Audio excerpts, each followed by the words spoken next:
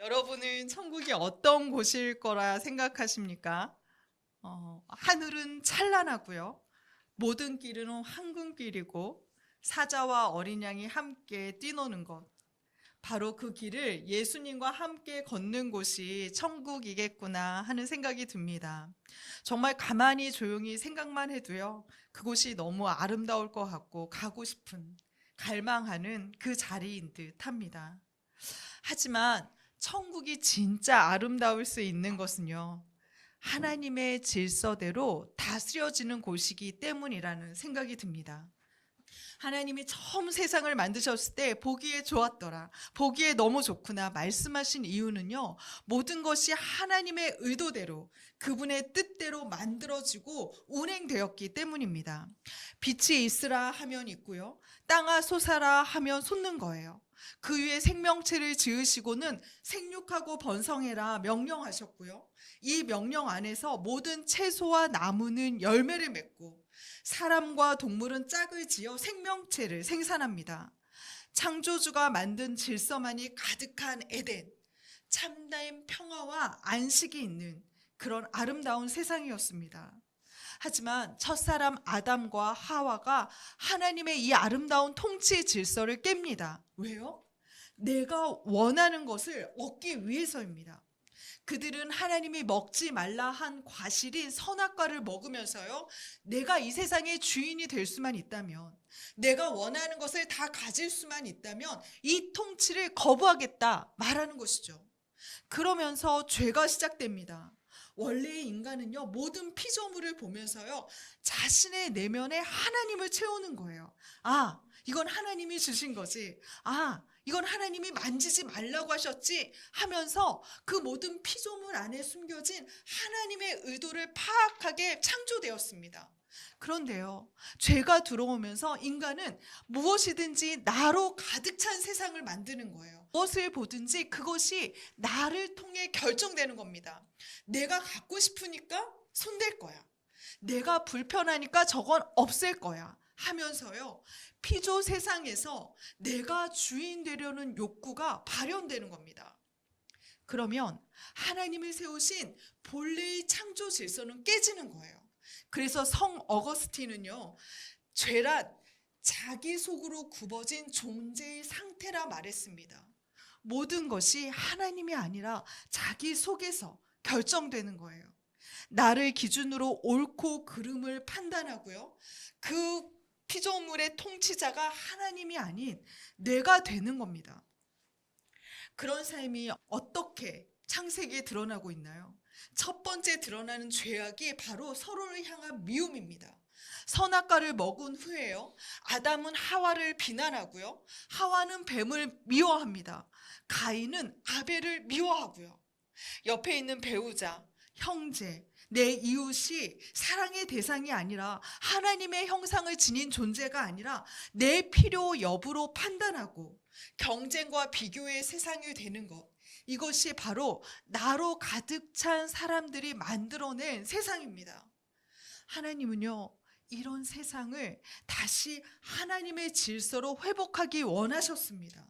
나의 욕심을 우선하는 게 아니라 하나님의 뜻을 먼저 세우는 그 원래의 세상으로 말입니다. 그래서 출애굽기에는요, 다시 사람을 창조하시듯 이스라엘을 하나님의 백성으로 다시 세우시는 하나님의 이야기가 나옵니다. 창세기의 에덴처럼 하나님의 말씀이 통치하는 새로운 땅, 가나안을 세우시려는 하나님의 꿈이 이 출애굽기에 담겨 있는 겁니다. 그 과정에 있는 열재앙은요, 인간이 만들어낸 잘못된 질서를 하나씩 바로 잡아주시면서요, 그 자리에 다시 올바른 통치 질서를, 하나님을 통치자로 세워주시는 하나님의 계획이 담겨 있는 겁니다. 오늘 본문에는요, 두 번째 이적인 개구리 재앙이 나오는데요, 애굽인들은 개구리를 보면서 이게 신의 작품이지 하나님이 왜 개구리를 이 땅에 보내셨을까 생각하는 것이 아니라 나를 부자로 만들어줄 대상, 내 자손을 풍요롭게 해줄 자신의 욕심을 담았습니다. 바로 그 욕심이요, 개구리를 우상으로 만드는 거예요. 애굽에서 개구리가 번성하던 시기는요, 약 9월 정도 되었는데요.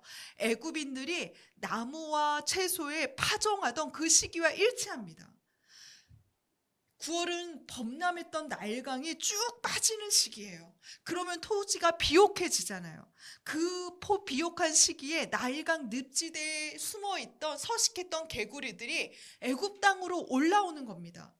개구리는 사실 농작물을 해치는 곤충을 잡아먹음으로써요, 토양 환경을 좋게 유지하는 역할을 했습니다. 이는 하나님이 생육하고 번성해라 창조 질서를 유지하기 위해서 숨겨놓은 그 역할을 개구리가 하도록, 개구리를 사용하시는 하나님의 뜻이 담겨 있는 거예요. 그런데요, 비옥한 토지에 개구리가 올라오는 걸 보면서요, 애굽인들은 하나님의 피조물로 그것을 바라보는 것이 아니라, 하나님의 계획하심으로 그것을 바라보는 것이 아니라, 그것 자체를 하나님처럼 풍요를 생산하는, 풍요를 보장하는 우상으로 바꾸어 버렸습니다. 아, 나일강물이 빠지니까 개구리가 올라오네. 저건 나일강 신과 결혼한 여신 헤케트이다. 저 여신이 비옥한 땅에 많은 열매를 주려고 나일강 신이 우리에게 보내준 것이다 말하면서 그것을 숭배하는 거예요. 그래서 개구리의 우상은 헤케트에는요, 몸은 여성의 몸을 하고 있고요, 머리는 개구리 모양을 하고 있습니다. 개구리가 많은 알을 낳듯 우리 자손을 많이 주세요. 개구리가 많이 번성하듯 우리의 먹거리를 가득 채워주세요 말하며 개구리 우상을 섬기는 겁니다. 하나님은 그 모습을 보시면서 말씀하시는 거예요. 아니, 그건 내가 개구리를 만든 이유가 아니야. 그건 내 질서가 아니야 라고 말씀하시면서요, 개구리 우상을 심판하시는 겁니다. 그들에게 누가 열매를 주는지, 누가 내 자손을 주시는지 개구리 재앙을 통해서요, 하나님이 알려주시는 거예요. 하나님은 그들이 그렇게도 좋아하는 개구리를 온통 더 많이 만들어 주시는 겁니다. 아주 큰 역설이에요. 그래서 3절 말씀을 보면요, 개구리가 궁의 왕실과 신하의 집과 침상과 백성의 떡 반죽 그릇에까지 들어갈 만큼 많게 만들어 주셨습니다. 얼마나 큰 역설입니까? 그들이 하나님처럼 섬겼던 개구리를, 그렇게 사랑했던 개구리를 밥그릇에까지 채워주시는 거예요. 그랬더니요, 이 개구리가 고민거리, 저주거리가 됩니다. 축복이라 믿던 것이 경멸의 대상이 되는 거예요. 하나님이 그것을 다스리지 않자, 하나님이 그것을 통제하지 않자, 오히려 그 축복이라 여겼던 것이 자신에게 고통을 주는 대상이 되어버렸습니다. 그래서 영성가인 오스왈드 챔버스는요, 하나님 없이 누리는 풍요는 결국 인간을 압도하는 짐이 된다 말했습니다. 얼마나 완벽한 표현입니까? 하나님 앞에서 통제될 때만이 복이, 온전한 선물이 될 수 있는 겁니다. 내가 간절히 원하던 것을 손에 얻었다고 해서요, 그 안에 숨겨둔 하나님의 뜻을 제외해 버리면요, 그 복을 추구하는 삶은 오히려 저주거리, 고민거리가 된다는 사실입니다. 그럼 돌이켜야 하잖아요. 이 개구리를 어떻게 치워야 할지 인간이 고민해야 하지 않습니까? 그런데 인간이 얼마나 우매한지요, 우리 7절 말씀을 보면 알 수 있는데요, 우리 다 같이 7절 말씀을 읽어보겠습니다. 시작. 롯도 자기 술법으로 그와 같이 행하여 개구리가 애굽 땅에 올라오게 하였더라. 애굽의 골칫거리가 된 개구리를 없애는 게 아니라요, 그것을 더 많이 만들어내는 겁니다. 그러면서 이것 봐, 나도 하나님처럼 만들어낼 수 있어, 하나님 없이도 내가 만들 수 있어 하는 겁니다. 마치 돈이 너무 많아져서요, 마약하는 이 시대, 자식을 망가뜨리는 이 시대, 가족과 싸우는 이 시대 안에서 그럼에도 불구하고 돈에 더 집착하는 우리의 모습 같습니다. 자식을 좋은 대학에 보내서 명예 좀 갖고 권력 좀 가져보려고 하면서도요, 자신이 그렇게 힘들어하는 거, 아파하는 것을 알면서도요, 멈추지 못하는 우리 모습 같습니다. 핵문기를 만들면 온 세상이 망하는 걸 알면서도요. 이 개발을 멈추지 못하는 이 세상에 우리 모습 같아요. 멈춰야 하는데 이것 때문에 우리가 더 망가지는 것을 알면서도 또 생산해 버리는 애굽의 요술사 같은 모습이 그저 우리 안에 있습니다. 이 때문에 애굽 백성들이 신음합니다. 그들은 개구리를 혹시 죽이면 이번에 농사가 망칠까봐, 자신이 잘못될까봐 무서워서 개구리를 쫓아내지도 못해요. 얼마나 노예처럼 무력한 인간입니까? 하느님이 다스리라고 주신 피조물에게 자신이 다스려지고 있는 겁니다. 이게 바로 우상이에요. 하나님은 이 모든 과정을 통해서요, 애굽인들에게 개구리 우상의 허구성을 드러내는 겁니다. 그렇게 개구리를 향한 그들의 헛된 신앙을 무너뜨리고 계신 겁니다. 그때 바로 왕이요, 모세와 아론을 부릅니다. 그리고 8절 말씀을 보면요, 바로가 처음으로 여호와라는 이름을 사용해요. 그리고 여호와 신께 기도해서 이 문제를 해결해 달라고 요청합니다. 얼마나 큰 변화인지 모릅니다. 이제서야 바로는요, 여호와를 자기가 기도해야 될 대상, 요구를 할 수 있는 한 신으로 인정하고 있는 겁니다. 이에 모세가 당당하게 묻죠. 그럼 언제 물러가라고 제가 기도할까요? 그때 바로가 내일이라고 말합니다. 왜 이 불편한 것을 당장 치우는 게 아니라 내일이라고 말하는 것일까요? 학자들은 아마도 여전히 이 재앙이 하나님으로부터 온 것인지 확인하려는 바로의 불신앙적 마음 때문일 거라 말합니다. 내가 말한 시기에 정확히 이 일이 일어나야 하나님의 기적이라고 인정하겠다는 의미입니다. 바로는 여호와를 하나님이라고 부르는, 하나님을 여호와로 부르는 데까지는 이르렀지만요, 여전히 그 땅을 온 세상의 창조주로 인정하지는 않는 겁니다. 모세는 바로의 대답을 듣고요, 궁에서 바로 나옵니다.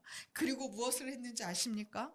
백성들에게 바로가 드디어 여호와의 이름을 불렀어요. 내일 잘하면 우리가 이 땅에서 떠날 수 있습니다 라고 말하는 게 아니고요, 그렇게 떠벌리는 게 아니고요, 바로 하나님께 나아가 기도합니다. 우리 12절 말씀을 다 같이 읽어보겠습니다. 시작. 모세와 아론이 바로를 떠나 나가서 바로에게 내리신 개구리에 대하여 모세가 여호와께 간구하매, 여기에서 간구하다는 원어는요, 조용한 기도가 아니에요. 그저 묵상하는 읊조림이 아닙니다. 소리내어 부르짖고요, 살려달라고 절박하게 외치는 의미로 하나님께 온 마음을 다해 전심으로 매달렸다는 겁니다. 여러분 보십시오. 개구리 재앙의 시작이 하나님이시잖아요. 그러면 당연히 바로의 요구에 자연스럽게 응답하시는 게 하나님의 일을 드러내는 것이니까 하나님이 해결하시지 않겠습니까? 그런데요, 모세는 그렇게 생각하지 않았어요. 이 사명이 자신을 통해 성취되어야 된다는 것을 알았기 때문에 하나님 앞에 간절히 매달리는 겁니다. 왜요? 자신은 하나님의 뜻을 담을 만큼 완전하지 않으니까요. 하나님의 뜻은 완전하지만 그 뜻을 나를 통해 이루신다면 나는 그만큼 연약한 존재라는 것을 인식했기 때문입니다. 때로 어떤 분들은요, 힘들고 어려운 상황을 만나면 나는 몰라, 하나님이 알아서 하시겠지, 이제 그냥 하나님께 맡길 거야, 하나님이 하나님의 영광을 드러내시겠지 하고 그 모든 상황에 회피하려는 모습이 있습니다. 그런데 여러분, 그것은 통로자의 고백이 아닙니다. 기도는요, 하나님의 역사를 이 땅에 성취하는데 반드시 필요한 과정입니다. 하나님이 이 일을 나를 통해 하시도록 내어드리고 씨름하고 하나님의 뜻을 다시 내 마음에 담는 과정이 바로 기도입니다. 하나님은 이 과정을 통해서 역사를 이루어 가세요. 하나님은 이 기도에 응답하듯이 그 다음 날, 바로가 요청한 그 정확한 날에 개구리를 모두 몰아내십니다. 그렇게 하나님은 신실하셨습니다. 하지만 바로는 이 신실하신 하나님의 은혜에요, 거짓으로 응답합니다. 여전히 그는 자신으로 가득 차서요, 하나님을 자신의 통치자로 인정하지 않습니다. 이런 바로는요, 다시 또 하나의 재앙을 불러오고 맙니다. 오늘 여러분이 머문 자리는 하나님의 통치가 살아있는, 이미 이 땅에 도래한 하나님의 나라가 되고 있습니까? 아니면 여전히 내 안으로 굽어진 내가 주인 된 삶으로 그곳을 통치하고 계십니까? 예수님이 오셔서 이 땅에서 행하신 일은요, 모두 다 무너진 이 땅의 질서를 다시 하나님의 것으로 세우시는 사역이었습니다. 성전의 상을 엎으시면서요, 돈이 아닌 기도로 내 집을 채우라, 다시 그 질서를 만드셨고요. 오병이어후 먹을 것만 쫓는 군중에게 먹을 것을 사랑하듯 떡을 사랑하듯 영의 양식을 먹어야 한다 가르치시면서 이 땅에 무너진 하나님의 질서를 세워가셨습니다. 그리고 이제 그 사명을 제자인 우리에게 세우라 명하십니다. 제게는 너무 좋은 한 친구가 있어요. 이 친구는 어렸을 때 결핵을 앓아서요, 우리가 흔히 곱추라 불리우는 척추 후만증을 앓고 있습니다. 그러니 이 친구는 목사로서 그 친구가 머무는 그 사역지는요, 보통 시각장애인을 섬기거나 지체장애자들을 섬기는 곳이었습니다.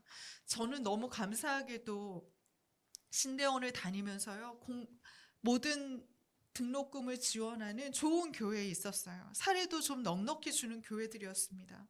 그런데 이 친구는요, 등록금뿐만이 아니라 사례도 제대로 받지 못했던 그 열악한 교회에서 사역하면서요, 매 학기 하나님이 등록금을 주시길 간구했던 친구였습니다. 저는 그 친구의 등에 있는 그 툭 붉어진 그 모습이 마치 인생의 큰 짐을 얹고 사는 듯 조금 안쓰럽게 보였습니다.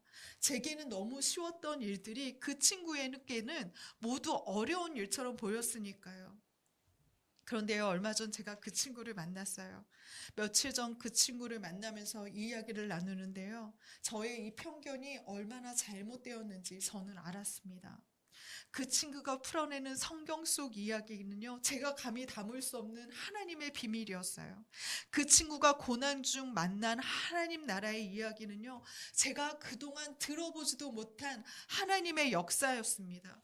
그 친구가 살아낸 모든 자리마다 그저 하나님의 흔적들만이 가득했습니다. 저는 그 친구가 그 혹을 떼어내려고 얼마나 노력하고 치료하려고 얼마나 기도했는지 잘 알았어요. 그런데 그 삶을 살아낸 그 아이의 이야기는요, 그 누구도 써내려갈 수 없는 놀라운 하나님의 비밀이 담겨 있었습니다. 그 친구는 제게 제 삶을 응원하면서 제 모습을 하나님 앞에 같이 올려주겠다 말했습니다. 그 친구는 저보다 키가 많이 작잖아요. 저는 누군가를 이렇게 올려다보는 일은 많아도 내려다보는 일은 별로 없습니다. 그런데요, 그 친구는 유일하게 저를 올려다보는 한 친구예요. 저를 이렇게 올려보면서 이야기하는데요, 제 마음에 그런 생각이 드는 거예요. 아, 이 친구는 내 옆에 누가 서 있든 그 사람을 올려다보며 당신은 큰 사람이에요. 당신은 내가 우러러볼 만한 큰 사람이에요. 당신은 하나님 앞에 얼마나 존귀한지 모릅니다.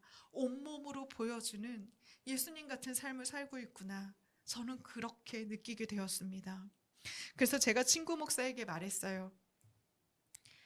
너는 하나님의 거처를 등에 진 사람 같아. 하나님이 너의 그 등에 거주하시면서 너와 대화하시고 너의 모든 순간을 하나님 나라 이야기로 바꿔주시는 것 같아. 그렇게 말하면서요, 제가 그 친구 등을 어루만져 주었는데요, 그 친구가 웃으면서 말하는 거예요. 하나님의 거처도 참 좋다. 그 말도 참 좋다. 자신을 만난 사람들은 그 등에 이름을 지어준답니다. 누군가는 작은 언덕 같다고 말해. 누군가는 천사의 날개가 숨겨져 있는, 그래서 천국 가면 그곳에서 날개가 나올 것 같은 그런 천사 날개 저장터라고 말해. 저는 왜 그런 말을 했는지 알 것 같습니다. 그 친구와 잠시 이야기만 나눠도요, 오름직한 나지막한 언덕에 올라서 시원하게 맞이하는 그 시원한 바람과 같은 하나님의 쉼을 경험합니다. 그 친구와 조금만 이야기하면요, 하늘의 이야기를 듣는 것 같아요. 그리고 그 친구의 그 아픔이 그 껄끄러운 조개 안에 품어낸 하나의 돌처럼 그 돌을 품어낸 조개가 결국 진주로 만들어낸 것처럼 이 친구의 그 등짐은 하나님 나라 이야기, 하나님의 거처가 되었구나 생각이 들었습니다. 친구가 이야기하더라고요. 하루는 교회 학교 한 아이가 달려와서 친구의 등을 어루만지며 물었대요. 목사님, 이게 뭐예요? 그래서 친구는 이거 하나님이 목사님에게 준 선물이야 라고 대답했대요. 그래서 왜 이런 선물을 주세요? 묻는 그 아이가 또 묻더래요. 그래서 이 선물 때문에 목사님은 하나님을 더 친밀하게 만나고 하나님을 더 사랑하게 됐어. 그래서 아주 멋진 선물이 되었다. 이야기해 주었대요.